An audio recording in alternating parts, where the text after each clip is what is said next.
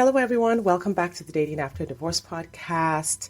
I'm Shadi Curry. I am your host, and I am the only one here on this episode today. I wanted to share my thoughts around being in control of your dating journey. And this is a little bit of a sensitive topic. I don't think I talk about it a lot in my public episodes. I have an episode way back called Taking 100% Responsibility.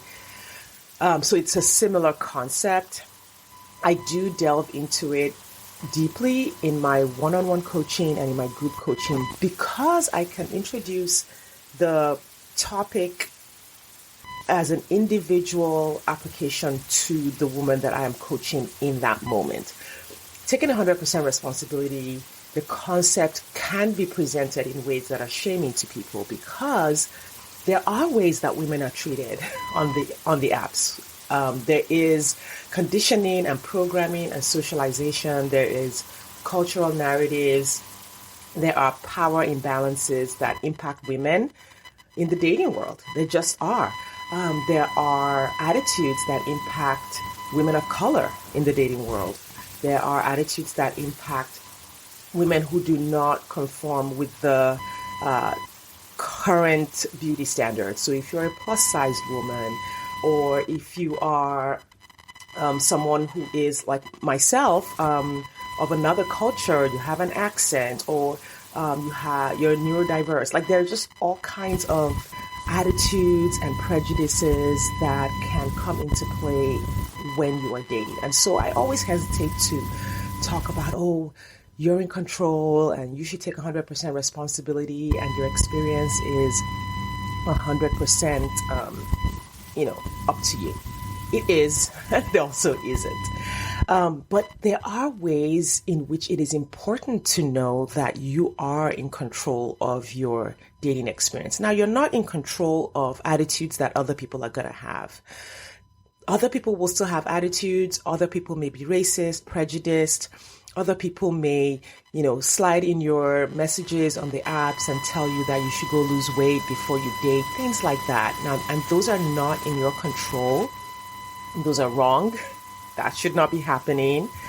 But that's not what I'm talking about. I'm not talking about things that other people do that impact you in that way. When I talk about taking responsibility, I'm not talking about taking responsibility for how other people are showing up on the apps, even if those things impact you. I'm talking about the overall dating experience. So not the incidental dating experience, not one incident or even a series of incidents, but an approach. Sort of your approach to dating is within your control.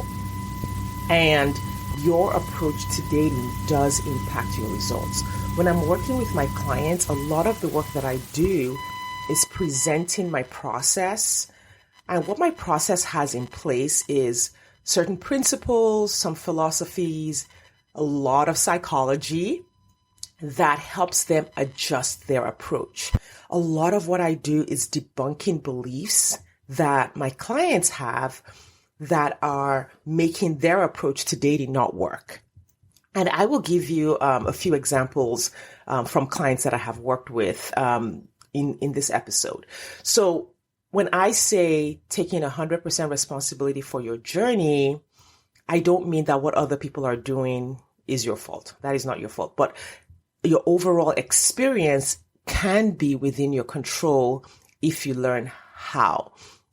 And there are certain experiences that are happening that are within your control. And so I'll give an example. So this is a recent example with one of my one-on-one clients who is currently having the best time on the apps. We actually met yesterday and she will recognize herself in this story. And she's had about 15 first dates in the few months that we've been working together. However, prior to that, very early on, she had an experience where there was someone who was just really creepy and really weird that she was having conversations with on the apps. And when that happened, it really shook her up because she was like, oh my gosh, I feel like this person is just a really horrid person. I'm not even, I feel like he might look me up on the internet. There were just things that were happening and things that he was saying that made her feel really concerned about him. Now, because we were working one-on-one, we were able to have a conversation that was really tough, but that helped her turn her entire dating experience around. She was not responsible for the things that this person said, and she was not responsible for how he was approaching her and approaching the world. However, because we were working one-on-one, we were able to say, okay, this person is not doing the right thing, not saying the right thing, but how could you have seen this earlier? How could you have followed the process in a way that could have prevented being on the phone with this person? And that little fix for her has made all the difference. Like, she is so close to meeting someone who is a match for her that we're like both giddy with excitement, just because every date since then, and she's had, I don't know, maybe 8 or 9 dates since that person, has just been like closer and closer and closer to what she's looking for. She's getting warmer and warmer because she made that single shift. And that shift isn't something that I can teach. I can't say, hey, everyone, go make this shift in your dating process and it's going to fix it for you, because everyone's blind spots are different. Everyone's, the thing that we're not seeing, the emotional imprint that you have, the fallacy that you are, walking with, the, what do we call them? The bias that's, affecting your journey could be different from everyone else. Sometimes for some people, it's availability bias, where it's like, oh, these are the only people in my environment. So that's what you end up seeing everywhere. So whatever the blind spot is going to be different for each person. And pointing out our thinking errors, our thought errors, our biases can feel very painful, right? Because, we're smart, we're intelligent, we've achieved so much in all of these areas of our lives. Thinking that somehow we're doing dating wrong can trigger shame. Like, that is something that I have seen over and over and over again. So I always hesitate to say, hey, you're doing it wrong. And if you would just be smarter and do better, it would fix everything, because that's the message we get anyway. Like, the world is already giving women that message that we're doing it wrong and something wrong with us. We're too needy, we're too picky, we're too this, we're too that. And so I'm always trying to be sensitive to not say, hey, you're doing it wrong. And if you would only do it differently, you would meet someone, because it's not that simple. It's really an individual journey. However, within that individual journey, if the result isn't happening for you, and if you have in a sense tried everything and tried lots of things, then chances are there are little pieces of your journey that are not working that you can't see, right? There are parts of the journey that you are not taking responsibility for. You might not be able to take responsibility for them because you can't see them yet. And so this is where coaching and feedback and having eyes on your journey can be really, really useful. So the first thing I would say, if you want to take 100% responsibility, is to make sure you're doing it from a place of fully loving yourself, fully backing yourself up, believing that this is not a you problem. There is nothing wrong with you. You are amazing. You are lovable. You are worthy of love. You are worthy of having someone mirror back to you that you're worthy. You're worthy of this goal of having a partner and having a companion. Okay, you have to start there. You have to start with compassion for yourself, with 100% unconditional acceptance for yourself. And if you don't have that yet, right, making sure that you're aware, okay, I have a tendency to slide into self-pity and beating myself up and telling myself I'm doing it wrong when something isn't happening that I want. Start there. Like, okay, do I fully accept myself? Or at least am I aware if I slide out of that? When you're looking at your dating journey, I'm like, okay, I've been on the apps for 6 months and I haven't met anyone good.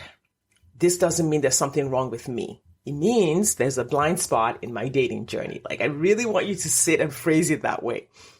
I have actually a couple of clients who I'm currently working with who, they were on the apps and they weren't getting any messages back. Like, they were doing all the things that are in my program. They were, swiping according to, the guidelines that I gave them, profile, all those things were in place, but they weren't getting any messages back from the kinds of people that they wanted. And, I'm so glad that they were in a program with me, because the typical thought and the typical assumption in that situation is that, oh yeah, I'm only attracting the bad guys. Nobody wants me, blah, blah, blah, etc. But we were able to sit down and say, okay, what's going on here? And we looked at it. And for one of them, the issue was that the city she lived in was just had so many people. Like the numbers was so high. She lived in a city with millions and millions of people, that her profile, even though it was a great profile, just wasn't rising to the surface. It just wasn't rising to the surface, even though it was an amazing profile. And so we made changes to her profile, and we had to choose, I think the approach we took was like, hey, you need to tell a certain story. And the story that she was telling in the text of her summary, her photos were not reflecting the summary. And so our guess was that people were looking at her photos and they didn't tell the story that her profile did. And because of the sheer numbers, people weren't reading her profile. Like in a smaller city, people might take the time to read a profile. So we made those changes, and within a week, maybe 10 days, started seeing messages coming back. And we're like, oh, okay, well then let's dial that up a notch again. And so that's sort of an example of taking responsibility. The first thing in that situation was, hey, it's not you, and I kept repeating that to her over and over and over again. As we worked through this, I was like, it is not you. I promise you, it's not you. We don't know what this issue is yet, but it is not you, because she is amazing. And I know if you're listening to this podcast, then you're amazing too, right? And that's, I think, another thing that really we have to start reflecting to each other as women, that listen, you're good, right? Reflecting to each other, don't just focus on the one thing that in your life that you haven't done perfectly, right? Look at all of your accomplishments. Look at all of the things that you have brought to this world. Look at all of the people that you've helped, and bring that to the table when you're reflecting on your journey and looking at what's working and what's not working. Don't just look at, well, if I were a better person, if I were cuter, if I were skinnier, if I were whatever. No, you already are everything that you need to be to deserve love, which is a human, right? You're a good human. You deserve love. And so that was another example of taking 100% responsibility. It didn't mean that she beat herself up for not attracting, quote unquote, attracting the good guys. It meant we sat and looked at the process. We assumed she was okay as a person and said, what are the numbers? What's happening on the apps? What's happening when you're swiping? What's happening with your photos? What's happening with your profile? And have we told the story that we need to tell in order for you to get the results that you want? So I really want to emphasize in this sort of riff that I'm doing that it's your dating journey really is in your hands. It really is something that you can practically fix.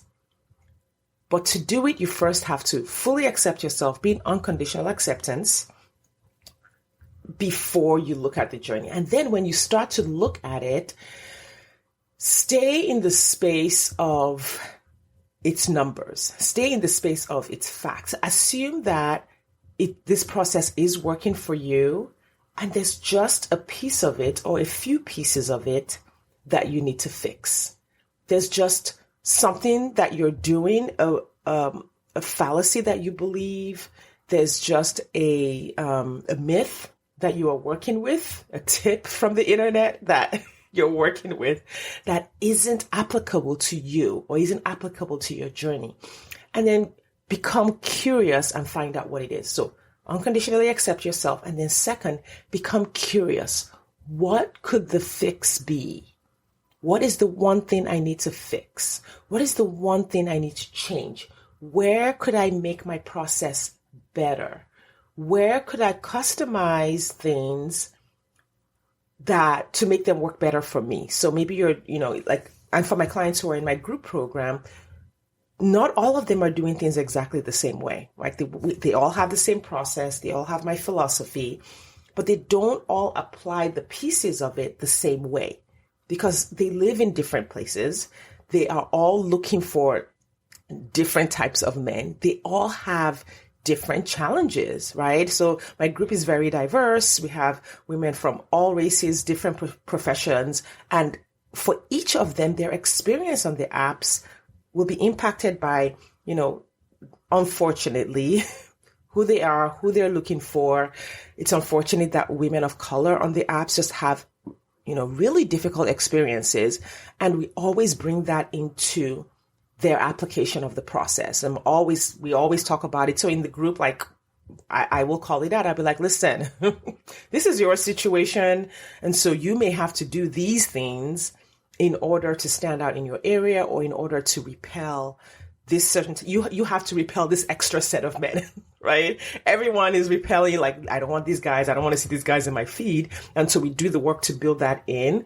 And then we build in the particular experiences that each woman is having into her process. So get curious about who you are, where you are, what you're looking for, and how those factors will impact how you need to show up if you're on a dating app, or where you need to go if you're dating in person, who you need to be talking to about introductions or social events that you need to go to in order to make your dating process, to accelerate your dating process, to move faster, to meet more of the kinds of people that you are looking for. So 1, unconditionally accept yourself. 2, get curious about what might actually be happening. The third thing you want to do is implement. You want to do the thing. You want to make the changes. This is going to require effort. I always chuckle at how people think that dating shouldn't require effort. That if dating feels hard, or if they're having to put in effort, if they're having to do research, if they're having to get up 2 or 3 times a week and go somewhere, if it feels hard, if it feels like work sometimes, that somehow they're doing it wrong. And I'm like, why?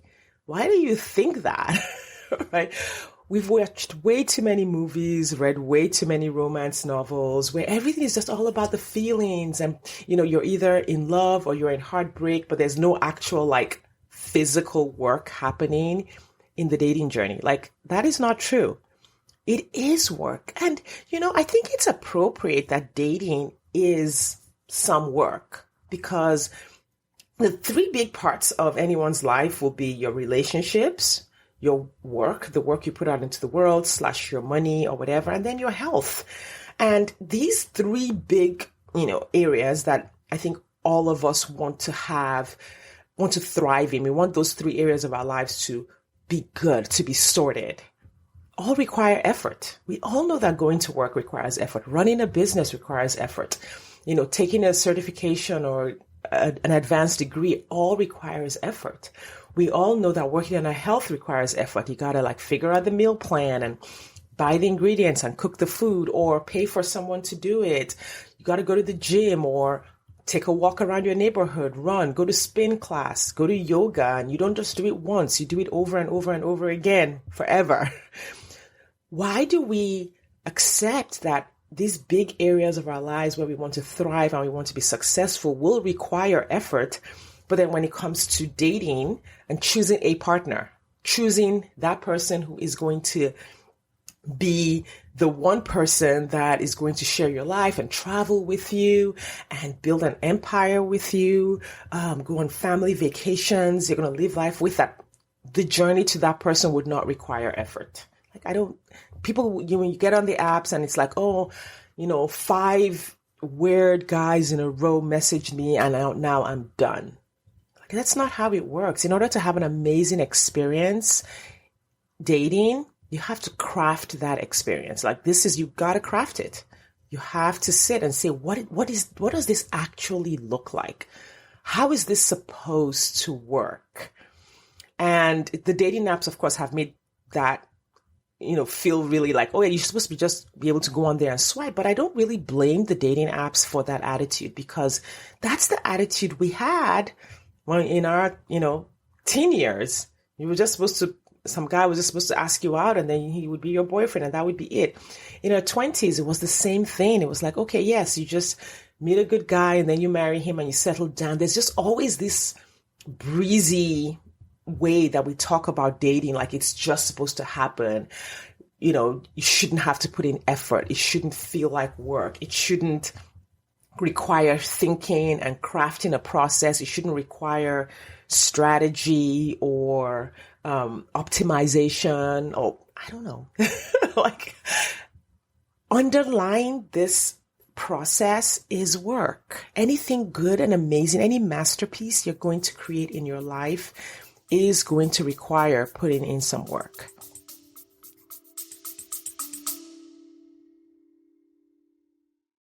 If you love and resonate with the Dating After Divorce podcast and are ready to stop wasting time and find a partner who matches you now, then working with me is your next right move.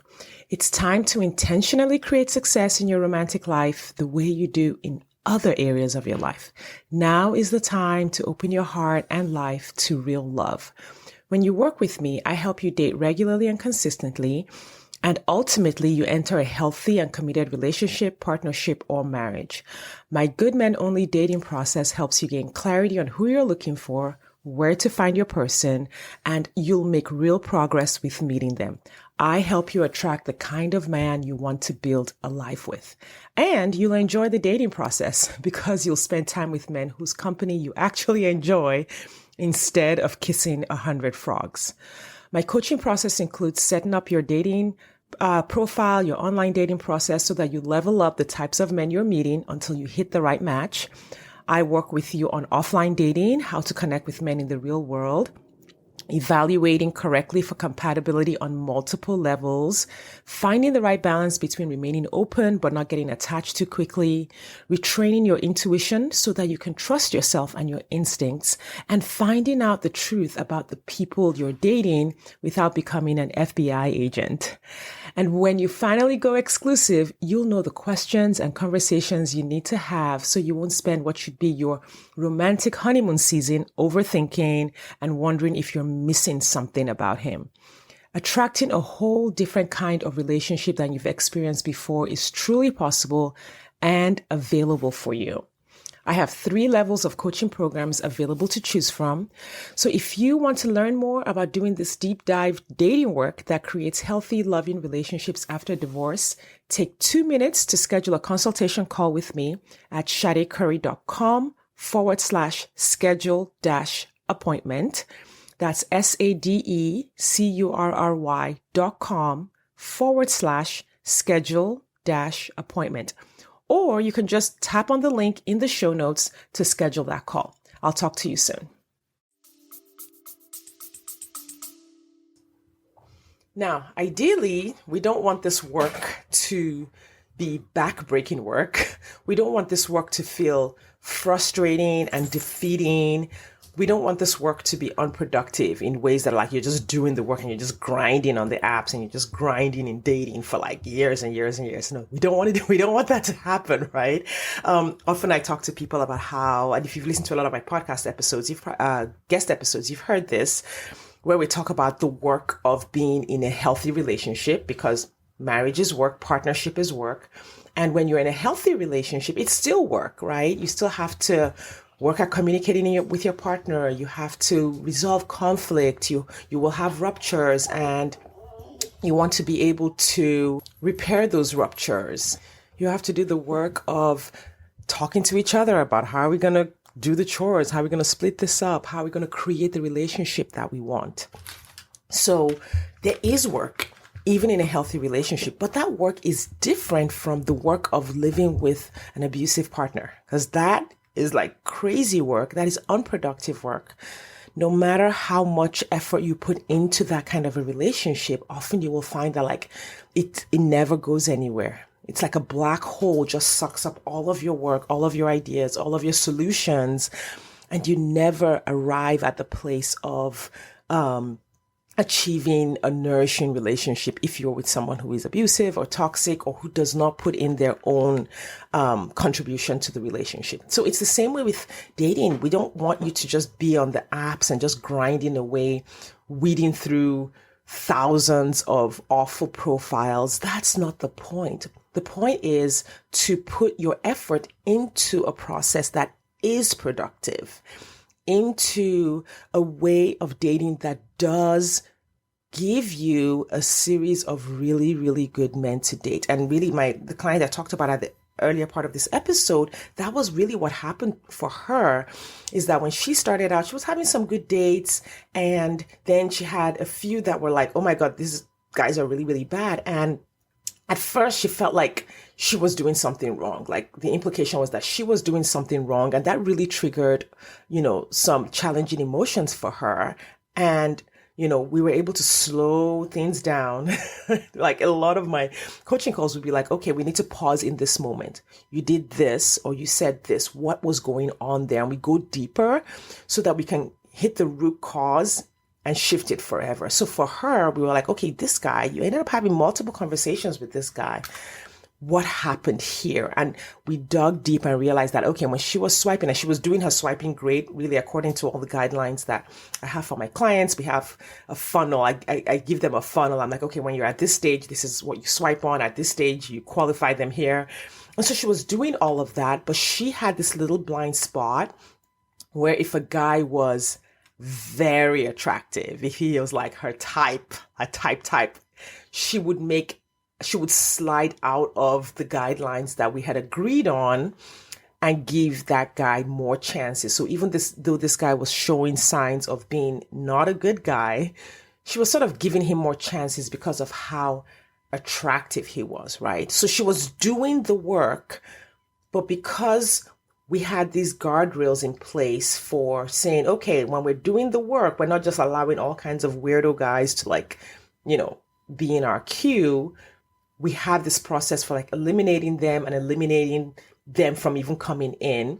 When she applied that, and that was effort, when she applied, that guideline over and over again, that work was productive, right? So when she's swiping and she's checking her list and checking her guidelines and being like, okay, swipe on this guy, don't swipe on that guy, swipe on this guy, send this message, send that message. That is effort, right? Get up and go and meet 2 or 3 people every week. That is a lot of effort. However, because she has my process for dating, that effort is productive for her. And so I never want to give the impression that dating isn't work, or that if dating feels challenging for you, that there's something wrong with the investment of effort and time and money, paying for the apps or going to an event or paying for a speed dating event. I never want to make you feel like that investment is wrong, like you're wrong for having had to make that investment. However, my goal is to help you make the investment in ways that are actually productive, in ways that actually get you to the end goal of meeting your partner in less than a year. I 100% believe that anyone can meet someone who is right for them in less than a year. Women who work with me typically will meet someone within 4 to 6 months. That's just I don't know if that's the average, but that's the average time. If there are no extra variables that we have to work with, it's usually right around 4 months for the people who are moving the fastest, right around 6 months for those who are moving at more of the regular pace for my clients. And so I know anyone can meet someone in a year, right? But the effort is going to be required. So again, just going over how to take 100% responsibility for your dating journey, for your dating experience. 1, it's not you. Unconditionally accept yourself. 2, get curious about what's really happening. Is it the numbers? Is it your area? Is it something in your profile? Is it the way you are engaging men? Are you not qualifying them the way you need to qualify them? And you know what's interesting? Even my clients would be like, well, I'm qualifying them. And I'll be like, okay, screen share your app for me. Let me see what you're telling these guys. And it's amazing how I will go through their messages and say, okay, so here you didn't ask him about his work. Like, what was going on there? Why didn't you simply ask the qualifying question and then ask some follow-up questions there? And they will usually have an answer. Well, I thought because he said this. And I'm like, no, honey, you got to like ask the qualifying questions. You got to apply the process over and over again. Like, you got to follow the process, you know? And so that is always amusing to me where, you know, people will tell me like, well, this part didn't work. I'm like, yeah, but did you apply it like exactly the way you were supposed to? So, unconditionally accept yourself. Get curious about where the challenge might be. If there's nothing wrong with you, which we know there isn't, honey, you're amazing, then implement what you come up with when you are troubleshooting. I always talk about the way my process is like, it's like a garden hose. If it's all kinked up in different places, then the water is just not going to flow at the other end. And so you got to go to each kink, unkink that garden hose at every point, figure out what's happening at every part of your funnel. And that funnel is for good men. So if the hose is still spitting out all the guys that, you know, you don't want, then something is wrong along the way. You got to pause and unkink each one, because there are good men in the world. There are plenty of good men who are looking for a relationship, who are looking for a partner, who want marriage. They really are out there. And the reason you know they're out there is because every once in a while you're like, oh yeah, this person's getting married. This person met someone. It's like, it's still happening, right? I talked to a client recently, you know, and we were troubleshooting her process. She was feeling kind of down about it. And I was like, okay, what's going on? And we were, you know, putting things back in place and doing a reset. And she said, you know, I just really feel like all the guys who meet this particular criteria in my area, like, in my friend group and in my network, like we know all of them. We've known all of them. And, you know, they just aren't anymore. And I said, and yet you have a friend who recently announced that she was getting married again. So obviously you didn't know all of them. Right? There was one out there that you all thought you knew, but you really didn't know all of them. Okay. So there are people out there. You're going to continue to hear stories of people meeting someone. It's just going to continue. And that one of those stories can be you if you take a step back and can take 100% responsibility and without shaming yourself, right? If you can say, listen, this is possible for me. I can do this too. And if I'm doing it, quote unquote, doing it wrong, it's not because I'm wrong. It's because there's just something I don't know. There's just a process that I'm not applying. There's just an insight and an understanding of dating. There's an idea that I'm not implementing, and I just need to figure out what that is. Okay. You are not a victim of what's happening on the apps. The apps are not just happening to you. Your dating experience is not just happening to you out of nowhere. And, you know, don't stay in that or be in that, you know, like sort of helpless, passive state where it's like, well, there's nothing that can be done. It's me, where I am, how I show up or whatever. No, that's not true. You might have some extra challenges depending on your situation. However, those challenges can be overcome. Those challenges have been overcome by others. And so if you can take a step and just say, you know, I'm going to take charge of this. I'm going to approach it with unconditional acceptance for myself. I'm going to get curious about what might be going on. And then I'm going to implement. I'm going to put in that effort. And you do that consistently, you will 100% get the result that you want. And if you want support here, which I highly recommend you get support, because especially if it's a blind spot that you haven't seen, support, having someone's eyes on it, working with me to guide you through my process and apply it for you can make such a difference to your experience dating and the speed of you getting to the partner that you want. All right. That's today's episode. Thank you for letting me just kind of like riff off of this idea and try to crystallize it in words, even though, you know, when I know this is going out to thousands of you, and, you know, my brain is always like, oh my God, I hope I'm saying it in a way that will resonate with everyone without shaming everyone or trying to make anyone feel like, oh, they're doing it wrong. And that was really my goal today. So I hope I was able to achieve that. Appreciate your time and attention, and I will see you next time.